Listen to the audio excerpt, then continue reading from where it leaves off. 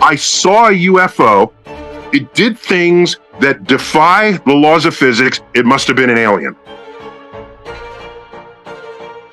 By the way, little facts, like in the 1960s and 70s, abduction stories were common. Oh, the aliens brought me on and they poked my gonads and things. But now that we all have smartphones, those stories have gone away because you could record it. All right, you could live stream it as the alien walked towards you or as they gathered. Right, but that we don't see any such footage of that. The gravity of his words is palpable, sending shockwaves through those who hear his message and compelling them to take action. If the aliens are evil, right, then we have a common enemy, and so all of our differences evaporate away, right? Yeah. And then we would, we all become friends with one another because we're fighting a common enemy. But really, we should try to make friends with you. So, first of all, aliens may be vastly more intelligent than we are. In fact, anyone ever portrayed in the film is clearly that because they figured out how to get here. Correct. And we haven't left low Earth orbit in 50 years. So hey, they're clearly smarter, and they're probably stronger than us. You have people at the spaceship, like, come on. If you want to think they're aliens, but the fact that there's something that can't be explained, the universe brims with mysteries. Sure. Go right ahead. Investigate it. No. The scorn is, I don't know what it is, therefore it's visiting aliens and it's a government cover-up. That's where I have scorn. His disclosure unfolds as a clarion call, prompting society to remain vigilant in the face of potential erasure and suppression. I think some of my evidence for that, dare I call it evidence, is anytime Earth is just doing fine, then somebody shows up that breaks the mold and breaks the pot, and everything spills out and it's a mess, you know. And I think the aliens trying to keep us entertaining to them. Why would we think they would be interested in us at all? I feel like that's our ego talking. Well, I'm getting that's our ego saying we are so interesting that vastly more intelligent and technologically capable species are going to come and want to observe us and poke our gonads. And this is the height of ego. It depends on how much more intelligent than humans I was. If I was vastly more intelligent, I would not report that I found any life at all. No life at all. No intelligent. Just think about it. If you were, if humans were to you, the alien, the way worms are to humans, you don't walk upon a colony of worms and say, they're intelligent. This is not your first thought. So no matter what our greatest feats of mind have ever been, it's possible that we are woefully behind the intelligence of alien species. And that would be very upsetting to us because we think very highly of our own brains and our own intellect. To learn that it is an entry-level capacity in the galaxy or in the universe could be very disturbing to many people. Yeah. First of all, okay? When you walk by a worm, do you say, gee, I wonder what that worm is thinking? Oh, let me find out. No, you don't care. All right? That's my first comment. Second, I joke, only half joke, that maybe they have visited us and they just happened to land during Comic-Con. And nobody noticed. Hey, good costume. Hey. And so then they go back to their home planet and say, did you want to enslave them? Or no, they're just like us. Yeah, they're sick with it. And I got another one. You know how much space junk is orbiting Earth right now? From lost rocket parts and drop wrenches and this sort of thing? I've heard quite a bit. Yes, quite a bit. And so maybe the aliens came by Earth just to visit, and they saw how much trash we have orbiting our planet, and they say, we're not coming anywhere near this planet. Let's pick another one. And then they just pass on by. Oh, guys, just come visit. All right? Okay. I want to meet the aliens too, of course. Doesn't seem like it. No, I love me some aliens. You're not putting a good pitch out there. It is my first thought anytime I'm on a mountaintop alone, ready to use a telescope, and I'm communing with the cosmos. I want this to happen after I'm getting my data. and then I'm done, and I say I want to get abducted. I want a beam of light to just take me to the universe. I think of that every time. As the world listens, Neil deGrasse becomes a herald of caution, sparking discussions that revolve around the critical importance of preserving knowledge and information. Bring an alien into the open square. How about that? We have 6 billion smartphones in the world. Give me some video of people getting abducted onto a flying saucer. That would go viral overnight. Cat videos go viral. You know that'll go viral. All right?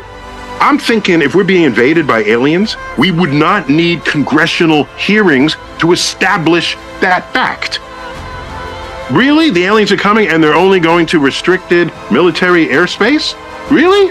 That how that's working? We have 1 million people airborne at any given moment with a window looking out into Earth's atmosphere. Have you ever seen the crisscrossing of our commercial air flights in the world in a 24-hour period? It seems to me if aliens are coming, we could crowdsource that. Oh yeah. So I can't be impressed by testimonies at all. They can be intriguing. There could be reason to investigate further. Exactly. Okay, fine. There's something we don't understand. They're lights. You're for investigating further. There's a percent of a budget that I would say put this tiny amount in this subject, which might pay off great returns afterwards. Yes. Okay. So yeah, I don't have a problem when if the Pentagon has a budget to study a phenomenon it doesn't understand. I mean, they're tasked with protecting us. There's something in the sky they don't understand. I'd hope they figure it out. But the Pentagon doesn't have as full photographic access to the world as the 8 billion residents do, and the 6 billion smartphones. Within his riveting dialogue takes shape a mosaic of awareness, inviting viewers to contemplate the value of free expression and the consequences of censorship. If we're being visited by aliens, what possible rational understanding of that visit do you have to declare that they're visiting only government agencies? I mean, how competent do you really think the government is? I mean, think about this. We have 6 billion smartphones in the world right now capable of taking high-resolution photos and video. There's 1 million people at any given moment airborne with windows looking out into our atmosphere, and your best evidence for aliens is some fuzzy lights that on classified video by the government? Really? It seems to me that if we were being invaded by aliens, you would not need government hearings to establish that fact. That's how I look at it. There is no understanding of alien visits that has them only visit restricted Navy airspace to be picked up by pilots. And they're fuzzy at that. Meanwhile, we have telescopes parked 1 million miles away taking sharp images of gas clouds, millions of light years away. We have rovers on other planets taking pictures of rocks. And you're telling me the best images we have of aliens visiting Earth are these lights? Or these images that show... I'm not convinced. So you know what she would say? She would say, where's the evidence? And I have a smartphone that takes video, high resolution, and images, which is kind of what I'm waiting to happen if we're actually visited by aliens. We have crowdsourced an alien invasion by distributing high-resolution cameras and video to 6 billion people in the world. Whoa, what is that? And we have no such imagery. The spotlight sharpens on Neil deGrasse, a guardian of knowledge and information, unafraid to raise the alarm about the potential loss of vital insights. If I saw aliens walking, I'd pull out my smartphone, I'd find a video, I would try to steal something off their hip, so I'd have an artifact. I would, oh my gosh, I'd yell to other people, get images of this same thing. That's what I would do. I wouldn't just say, this is interesting, now let me go to Congress and tell everyone that I had an encounter with aliens. No, I wouldn't expect anybody, any of my colleagues to believe me, even if it were true. I would be seeking the kind of evidence that extraordinary claims require, and that's extraordinary evidence. If I really wanted to believe it, I would say, oh, it really is, and they only are visiting the government. The government is so good at keeping secrets, and they're keeping it all a secret from us, and everybody who spots an alien, they show up at their doorstep in a black car, and they scoot them away, and all these people are keeping a secret. Yeah, okay, right. Go on. You want to keep thinking that, go ahead. But I have much more confidence in the power of data taking than, look what goes viral on the internet. A kitten jumping from a couch to a table and falling on the carpet. That's viral. If you got a viral of an alien stepping out of a flying saucer, walking towards you, which you can stream to the internet, yes, that would go viral. And if you're a janitor working at a secret facility where we're stockpiling aliens, you could smuggle in a smartphone and then immediately post that image. You'd be the richest, most famous janitor there ever was. In this pivotal juncture, Neil deGrasse stands as a protector of intellectual freedom, urging society to watch, learn, and act before valuable knowledge is erased. There's surely millions of sightings of these things. And I'm not convinced that any of them are aliens. And so my percent has to be lower than that, right? So I'm actually coming up calculating what number this would be. So I have to be lower than all the sightings that have been reported, and all, because I don't think any of those are aliens. I find it highly unlikely that they are, I should say. And so is it 1/100,000th of 1%? So that's 1 out of 10 million chance it's extraterrestrial. So what would convince you that it was extraterrestrial? You show alien, bring out the alien, bring out the space, put it in town square, okay? Have people high resolution. I could give a whole list of things. Okay, I can give an entire list. Oh, by the way, video, because AI can make deepfake video, video of aliens will be a starting point, but not an ending point as evidence for aliens, just because of the capacity to make a deepfake. And we have Hollywood, over on the West Coast. So I would say artifacts of alien manufacture. Yes. Or the alien itself. So the anatomy of a conspiracy theorist is they already know what must be true in their own mind. And wherever there's a gap in the data, they have to say it's a cover-up. Of course, yeah. Okay? My ex had a similar story.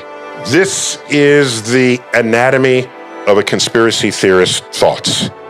Whatever data do not correspond, they either discount, or if the data are missing, they say someone else has it and they don't let them know. And that enables them to connect dots without regard to conflicting information. But it's a fun I'm not ridiculing him. We're just having a fun conversation, and I'm just posing questions back to him. Yeah, of course. About his hypothesis. Yeah. So he's basically just like, at me next time.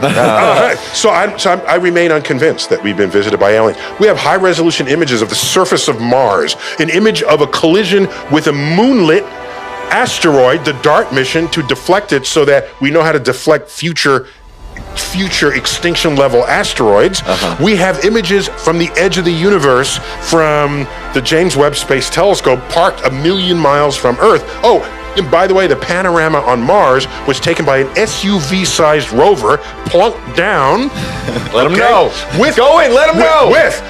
With an attached helicopter. We have this high-resolution imagery of all these places in the universe, and the best you have is a fuzzy, monochromatic tic-tac in a Navy airspace, restricted airspace, and you want to say those are visiting aliens? If that's the best you have, we have more work to do here. I have comment threads.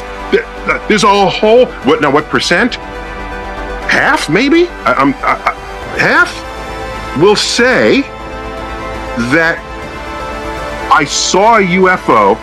It did things that defy the laws of physics. It must have been an alien.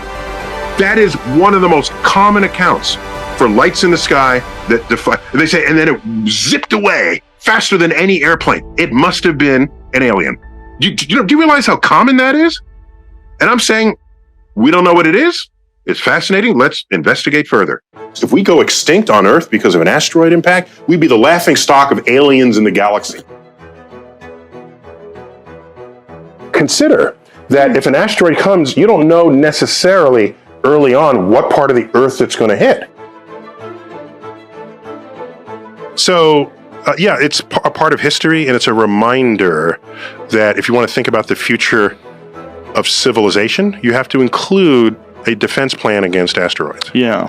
The dinosaurs, I bet if they could, they would have had a space program to not go extinct. The atmosphere is charged with concern as deGrasse's analytical gaze scrutinizes the cosmic dangers posed by asteroids, inviting audiences to confront the reality of potential impacts. There is an asteroid discovered in December 2004 called Apophis, named for the Egyptian god of and darkness. It was named only after its trajectory was identified to intersect that of Earth. First of all, we've known about the risks of asteroids and started creating catalogs of those that have us in their targets. We started doing that at least back in the 70s. So I'm a little disappointed it's taken this long, but better late than never. There's Project Sentinel, you can look it up, that has tasked themselves with organizing world governments to protect Earth from species asteroids. And you need the world because you don't know in advance until it's discovered what part of Earth it's going to hit. His words transform into a narrative of planetary defense, compelling society to acknowledge the collective responsibility for safeguarding Earth from asteroid impacts. Had that not been the case, we would not have named it Apophis. You could name it like Tiffany or something, or Bambi, something not threatening. This one was headed towards Earth, Apophis. All right. Once you discover an asteroid, you got to wait a little while to get enough of a segment of its orbit to calculate what the full orbit will be, to know if it will come in harm's way. The DART mission, they select a little orbiting pair of asteroids. One of them, a moonlet, they call it, has a very well understood orbit. And so if you nudge that, you get to check to see how much you successfully nudged it later on. And that's exactly what has just happened, and it was a success. Speaking of debris, there was this asteroid that collided with Earth over Chelyabinsk in the Soviet Union, in Russia, just near the Siberia, in the Ural Mountains, just on the coast of Siberia, on the border of Siberia. That was visible to everybody in broad daylight, and you had to avert your eyes when it happened. And they felt a shockwave, and the shockwave broke windows and sent 600 people, nearly 1,000 people to the hospital. What happened? Well, because they saw the light, and they got up from their table and went to the window to see what had happened, there's a time delay between the shockwave and the light, because light travels fast and sound travels slow. So they'll go to the windows, and the shockwave hits, and it blasts broken glass into their face. So it was a big BandAid collision that we had. Whoa. The injured people all needed basically Band-Aids. Okay, no one, but nearly 1,000 people were injured. So at an auction, by the way, that actually exploded and pieces of it were recovered. At an auction, I purchased a piece of that meteorite. But you know what else I purchased? Some of the shards of glass that the shockwave had broken. Wow. What do you do with this? I've got it. It's just, I have it. I'm a part of, it is a across our bow. That's what that, no one. But it's a warning. There's no better way to be warned than to have a Band-Aid cover your injuries that could have vaporized you or rendered your species extinct. As the nation listens, Neil deGrasse's voice becomes a clarion call for action, sparking discussions that traverse the intricacies of asteroid detection, mitigation, and the fate of past impacts. In the year 2029, the month of April, the 13th of April, a Friday, Apophis will come so close to Earth that it will dip below our orbiting communication satellites. And it is the size of the Rose Bowl. It'll be the largest, closest thing we have ever observed to come by Earth. Now, of course, a much bigger asteroid took out the dinosaurs, but we weren't around at the time. So this is in the era of observing the cosmos with technology. This will be the closest, biggest thing we'll ever see come by. Now, the orbit we now have for it is uncertain enough, because these things are hard to measure and hard to get an exact distance for. The orbit is uncertain enough, so we cannot tell you exactly where that trajectory will be. We know it won't hit Earth. We know it'll be closer than the orbiting satellites. There is a range, a 600-mile zone. We call it the keyhole. If the asteroid goes through the middle of that keyhole, it will hit the Earth 13 years later. It will hit the Earth. 500 kilometers due west of Santa Monica. Deflecting an asteroid has always been the wiser, more sensible way to do this. While, yeah, we're in modern times, we're good at blowing stuff up, sure, but you're not always good at knowing where the pieces end up after you've done that. Whereas if you nudge it out of the way, yeah, it's still there, yes, and it might harm you one day in the future, but if you're good at this, nothing will ever harm you because you just continue to deflect them.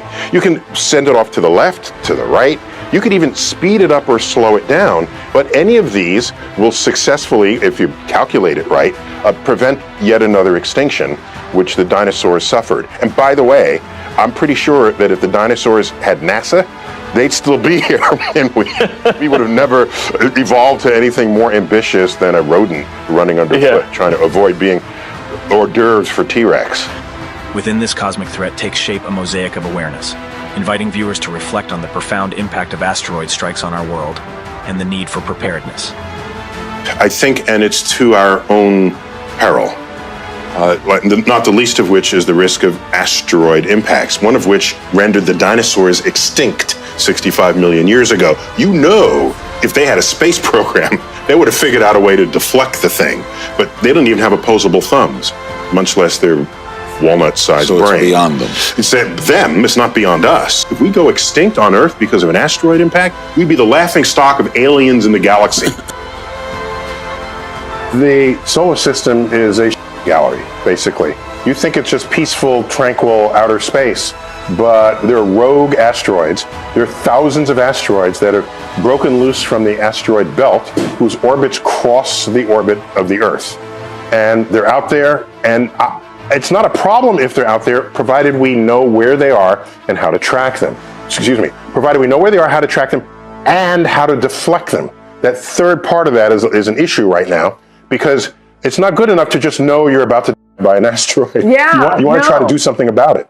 So are we not able to deflect them? No, we know technologically how to do it. There is no funding in place. There's no organizing institution or municipal funding or national international. There is nothing out there to do this. Consider that if an asteroid comes, you don't know necessarily early on what part of the Earth it's going to hit. And so you really want an Earth-funded defense system to protect all of Earth. And because if it's going to hit a place that they don't have a space program, you're not going to say, too bad. Yeah. No, you want to protect the species. So that's something that we haven't yet figured out how to do. The spotlight narrows on Neil deGrasse, an advocate for planetary safety, unafraid to champion the cause of asteroid detection and mitigation as vital components of our planetary defense. You can send a spaceship out there and have it, a space probe, and park it near the asteroid. So here's the asteroid and here's the space probe. Just park it there. Now what's going to happen is their gravity is going to want to attract them to one another. But you don't let that happen. You fire little retro rockets. So that pulls the spaceship a little farther away, and then the asteroid falls towards it. And it's very steady. But it is in effect a gravitational tractor beam. It's like a gravitational tether. And that way you can measure how effective it is and how long you should do it. And so that's clearly the best way to protect Earth from asteroids. So blowing it up Armageddon style, that's not a good choice? No. In America especially, we're really good at blowing stuff up, but we're not as good as at knowing where the pieces will land. So you don't know what effect exploding it will have after you've blown it up. Now, that's if it goes through the center. If it goes through other places within that keyhole, then the contact point shifts further into the Pacific or closer towards Las North Vegas or America. something. Yes. Okay? But if it goes through the center, it hits the Pacific Ocean, plunges down into the Pacific to a depth of 3 miles, at which point it explodes, cavitating the Pacific in a hole that's 3 miles wide, 3 miles deep. That will send a tsunami wave outward from that location. That's 50 feet high, 5 stories. Oceans don't like having holes in them. So, this 3 mile high wall does what? You say that so timidly, sir. Collapses. It's a 3 mile high wall of water. Thank you. Falls back into the hole, sloshing against itself with such ferocity that it rises high into the atmosphere and falls back down to the ocean, cavitating the ocean again.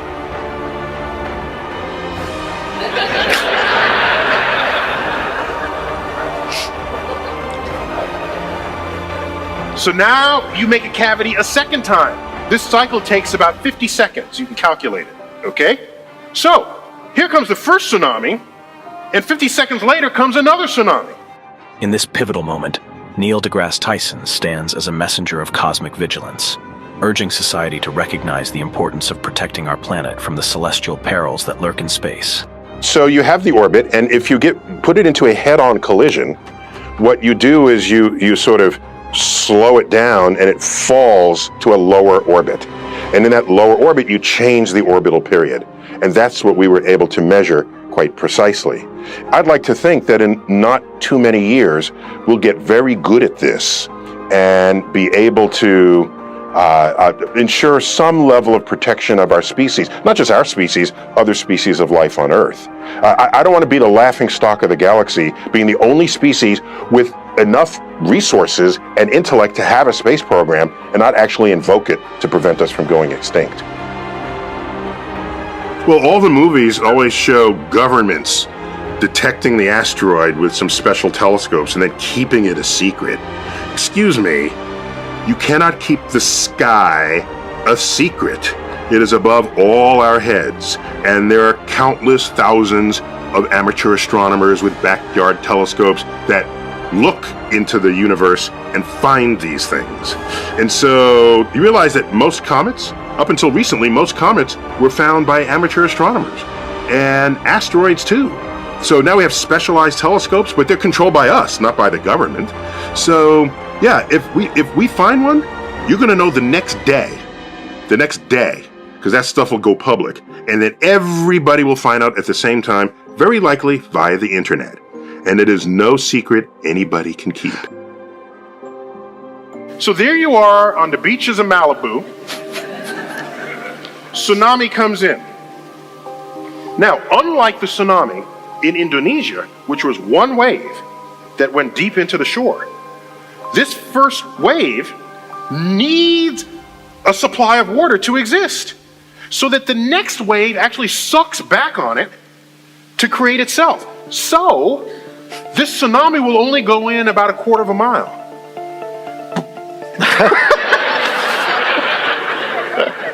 We have the sound effects person in the upper row there. So it only goes in a quarter mile before it gets sucked back out for the next wave to come. Here's the problem. Whatever was there on the coastline is now brought back out to sea. And the next tsunami brings it back to the shore. All the $1 million homes in Malibu, they get taken out to the sea and then back. But this time they're in a slightly different shape, okay?